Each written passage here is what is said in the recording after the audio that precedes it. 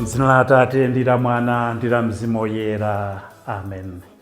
Tikulandireni inu abale okondeka nonse kulikonse kumene muli kuno kutilankhuleni Ambuye.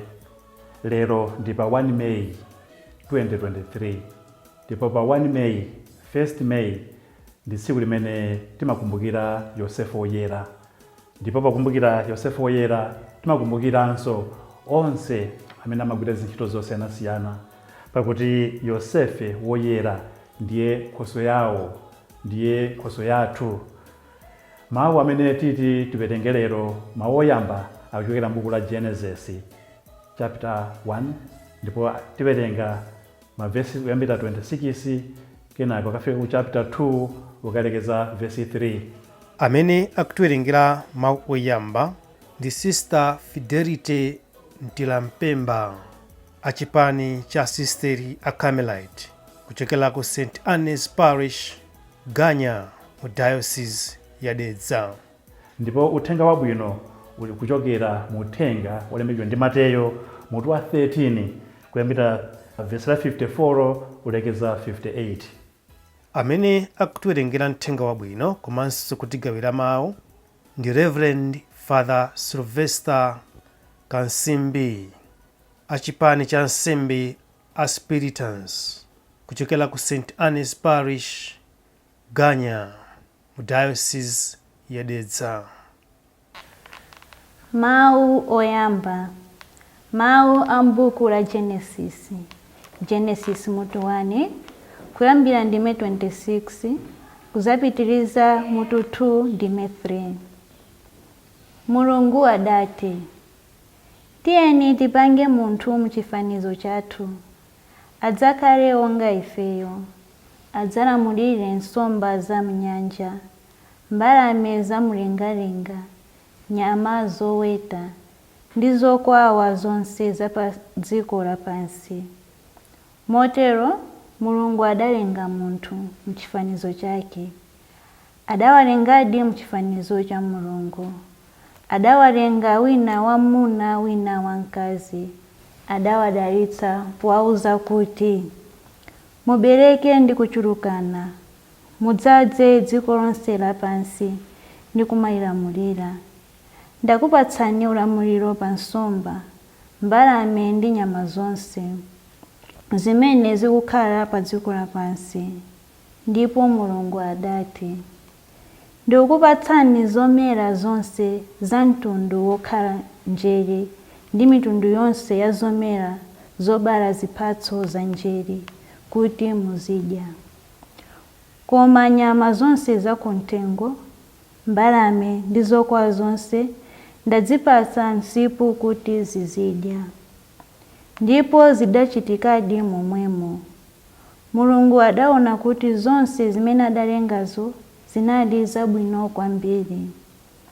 Tsono kudali madzulo ndiponso mmawa, tsiku lachisanu ndi chimodzi.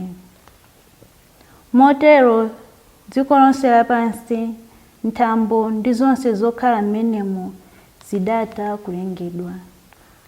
Pa tsiku lachisanu ndi chimodzi Mulungu adamaliza ntchito imene ankachitayo, ndipo adapumula pa tsiku lachisanu ndi chiwiri. Mulungu adalidalitsa tsiku lachisanu ndi chiwiricho naliyeretsa, chifukwa choti pa tsiku limenelo adapuma, atatsiriza zonse zimene ankachita. Mawu a Ambuye. Tithokoze Mulungu. Tiyeni tsopano timve mawu a mumthenga wabwino. Ambuye akhale nanu. Mawu a mumthenga woyera monga adalembera Mateyo. Ulemu kwa inu Ambuye. Pa nthawi yomweyo Yesu atafika ku dera la kwawo adayamba kuphunzitsa anthu m'nyumba yawo ya mapemphero.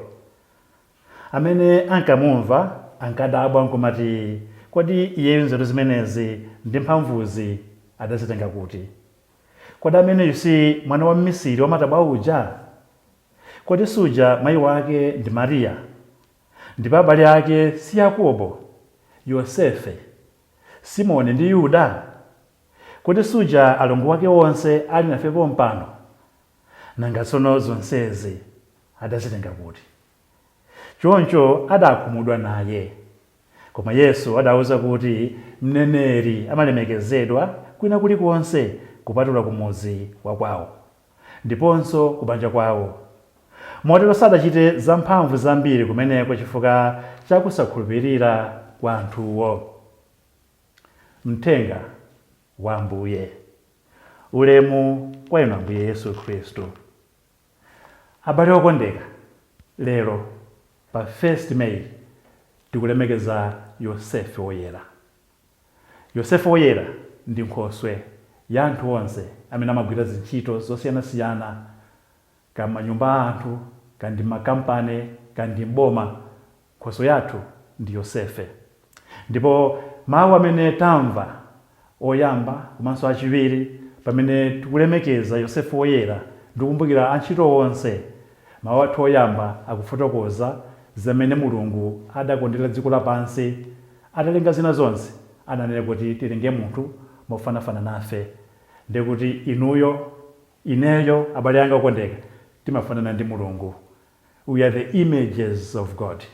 Timafanana ndi malinga wathu. Tikamona mzathu tiona nkhope ya Mulungu. Mulungu amaoneka kudzera mwa anthu anzathu. Ndipo Mulungu akunena kuti tilenge munthu pofanafana nafe. Ndipo atamulenga munthu uja adamuwuza kuti uzilamulira zolengedwa zina zonse. Ntchito yathu yoyambirira kusamala chilengedwe, kusamala dziko lapansi, kusamala zimene Mulungu anatipatsa. Tikuziononga anizotsatira zake, mvula ya mkuntho, mavokano ndi zina zotero. Tisamale dziko lapansi. Mfundo yachiwiri imene Mulungu akutiphunzitsa makolo athu ayambirira aja: muchulukane mudzaze dziko lapansi. Iyi responsibility yachiwiri mwina ya anthu amabanja. Muchulukane mudzaze dziko lapansi. Pochulukana ndi kuti mwasamira dziko lapansi, muli ndi munda wanu, muli pa ntchito ndi zina zotero. Anthu masiku ano akupezeka moyo wa banja alibe poto, alibe mbale, asanayambe ntchito nkomwe, asanapite ku sukulu. That's an invitational problems. You are inviting problems in your own family. Mulungu wamphamvu zonse akutiuza kuti tichulukane, tidzaze dziko lapansi, koma udindo woyambirira ndi osamala dziko ndi chilengedwe chimene Mulungu anatipatsa. Ndipo ti Yosefe ndiye Nkhoswe ya anthu ogwira ntchito. M'manyumba mwathu muli anthu amene amagwira ntchito. Ena ndi makuki, ena amasamala ana, ena ndi alonda, ena osesa kunja. Kodi anthu amene ife timalemba anthu anzathu aja timawapatsa ndalama zingati? Ndakumana ndi munthu sabata yapitayi namanena kuti ineto abambo ndimalandira 12,000. Nati pa sabata kapita pa masiku 4 or 5 aziti pa mwezi. Is this not witchcraft? Mfitu umenewo.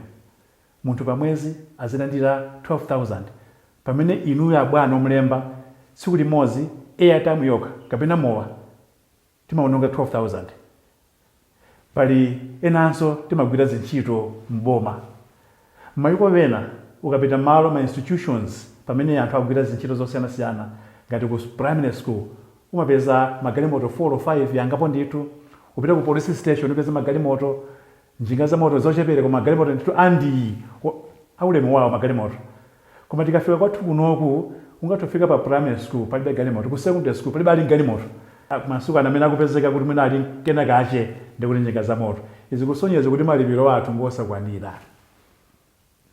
Pamene tikulemekeza Yosefe, tikumkumbukira Yosefe Woyera, pokumbukiranso antchito onse abale okondeka, tiyeni tisamale dziko lapansi. Udindo wathu woyambirira kusamala dziko lapansi. Komanso chachiwiri, ife amene timalemba ntchito anthu anzathu, tiwapatse malipiro oyenerera. munthu sangagwire ntchito mwezi wathunthu potha kwa mwezi mana mupatsa ndalama nkumpatsa jaketi kapena nsapato yakuta. Chachitatu, abale okondeka, boma lathu liziganiziranso kwambiri pa malipiro a anthu.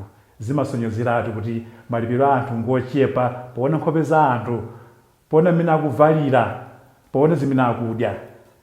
Yosefe Woyera apitize kutinenera kuti ife amene timagwira ntchito zosiyanasiyana tizimva kuti kugwira ntchito ndipo tikupeza phindu lake kudzera ntchito ija.